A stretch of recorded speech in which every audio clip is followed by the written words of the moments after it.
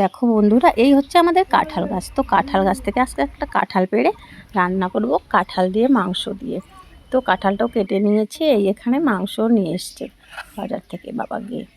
তো এখন আমি সব মশলা টশলা গুছিয়ে নিয়েছি, আলু কেটে নিয়েছি, সব মশলাই গুছিয়ে নিয়েছি এখন। তো আমি মশলাগুলো পেস্ট করে নিলাম। তো এখন আমি মাংসগুলো ভেজে আলাদা রেখেছি, আর কাঁঠালটাও আলাদা করে ভেজে রেখে দিয়েছি। তো এখন আমি এই সম্বারা দিলাম।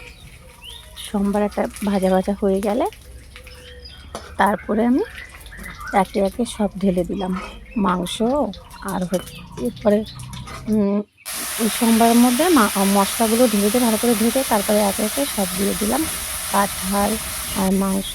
তারপরে ভালো করে ভেজে নিলাম, ভেজে মানে কষিয়ে নিলাম, ভালো করে কষিয়ে তারপরে আমি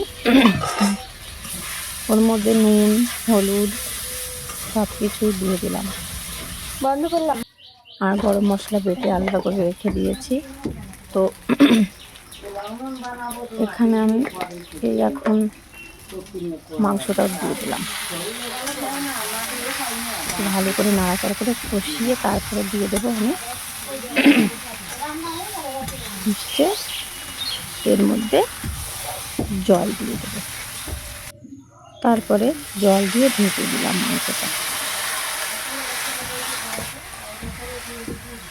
ভালোই সময় জাল টাল হলো, তারপরে আমি ওর মধ্যে গরম মশলা দিয়ে মাংসটা এই নামিয়ে নিলাম।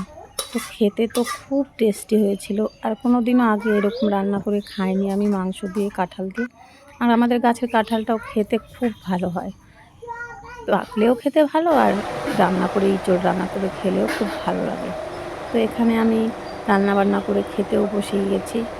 তো খেতে খুব টেস্টি হয়েছিল মাংসটা, কাঁঠাল দিয়ে রান্না করেছি তো এই প্রথম। তো খুব ভালো লাগলো খেতে, বাড়িতেও সবাই খেয়ে বললো খুব ভালো হয়েছে। তো টাটা।